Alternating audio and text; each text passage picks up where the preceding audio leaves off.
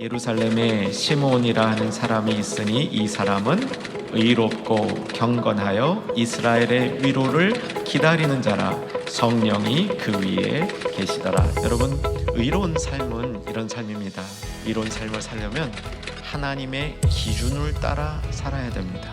어떤 사람들은 법을 따라 살고, 어떤 사람들은 도리를 따라 살고, 어떤 사람들은 의리를 따라 살고, 어떤 사람들은 돈과 명예를 따라 사는데, 우리가 가장 추구해야 될 삶은 하나님의 기준을 따라가는 겁니다. 하나님의 기준 속에는 하나님의 의가 나타납니다. 의로움이란 뭐냐? 한마디로 얘기하면 기준입니다. 하나님의 기준. 하나님의 기준에 합한 사람이 의롭다 칭함을 받고 천국에 들어가는 것이죠. 그래서 우리는 의를 생각할 때마다 하나님의 기준을 생각하고, 하나님의 기준에 맞는 사람들은 하나님이 기뻐 받아주신다. 이 말씀을 연결해서 알아두어야 할 것입니다. 두 번째, 경건하게 살았다라고 얘기합니다. 오늘 말하는 경건함은 특별한 의미를 갖고 있습니다. 그 특별한 의미는 뭐냐면 헌신되어졌다. 여러분, 헌신된 사람은 열심이 있습니다. 그런데 열심만 있다고 헌신된 것은 아닙니다. 헌신된 사람은 그 열심이 집중되어 있습니다. 초점이 분명히 맞춰 있는 거죠. 그저 부산하게 열심은 있는데 초점 없이 왔다 갔다 하는 산만함은 헌신이라고 말할 수 없겠습니다. 세 번째, 기다릴 줄 아는 삶이었습니다. 기다릴 줄 아는 것이 진정한 성화의 모습입니다.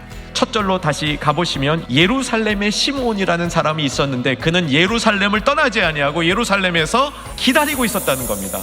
하나님이 기뻐하시는 곳이기 때문에, 하나님이 정하신 곳이기 때문에 때로는 따분하고 때로는 고통스럽고 때로는 피하고 싶고 떠나고 싶어도 그 자리에 머물러 있었다는 얘기죠. 그래서 그는 목적이 있었는데 이스라엘의 위로를 기다리는 자라. 막연한 기다림이 아니라 이스라엘의 위로를 기다리는 자였고, 그 위로가 아기 예수님이라고 얘기하는 겁니다. 아기 예수님을 통하여 이 땅에 선포될 하나님의 위로를 기다렸는데, 예수님이 성전에 나타나서 시므온을 만남으로 자신의 임무를 완성하는 그런 기다림의 열매를 갖고 있었던 그런 인물이라는 것이죠.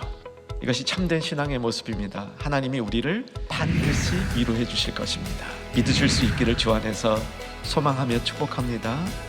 성경이 얘기하고 있는 믿는 이들의 마지막 모습은 하나님 나라에서, 하나님 통해서 하나님의 위로를 받는 것입니다. 여러분, 이 땅을 사는 동안에도 진정한 위로가 무엇인지를 찾고 경험하고 나눌 수 있는 성도의 풍성한 삶이 되기를 주의 이름으로 축복합니다.